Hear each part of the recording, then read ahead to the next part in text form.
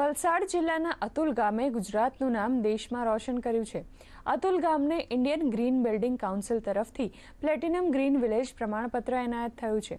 ગામમાં green project અંતર્ગત તમામ ઘરે સોલાર લાઇટ અને ઘન કચરાનો યોગ્ય નિકાલ, સ્મશાન ભૂમિમાં લાકડાના બદલે ગેસની સગડીનો ઉપયોગ થઈ રહ્યો છે। અતુલ ગામને 7 કેટેગરી અંતર્ગત સિલેક્ટ કરવામાં આવ્યું હતું અને પ્લેટિનિયમ એવોર્ડ મળ્યો છે। આ એવોર્ડ ગામના સરપંચ અને ઉપસરપંચે ગ્રામજનોને સમર્પિત કર્યો છે।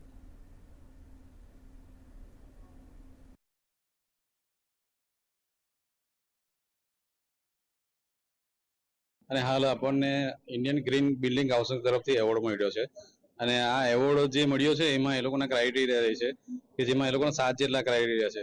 તેમાં સ્વચ્છતા, પાણીની જે સુવિધા છે, LED સ્ટ્રીટ લાઇટ છે, ગામમાં હેલ્થ કેર સેન્ટર છે, પોલીસ સ્ટેશન છે, પોસ્ટ ઓફિસ છે, સ્કૂલ છે અને આ બધું જોઈને એના તરફથી આ પોઈન્ટ એ લોકો નક્કી કરે છે અને પોઈન્ટ નક્કી કરીને પછી જે 100માંથી જે પોઈન્ટ મળ્યા છે 82ના આસપાસ તે સંદર્ભે પછી આ પ્લેટિનમ એવોર્ડ મળ્યો છે।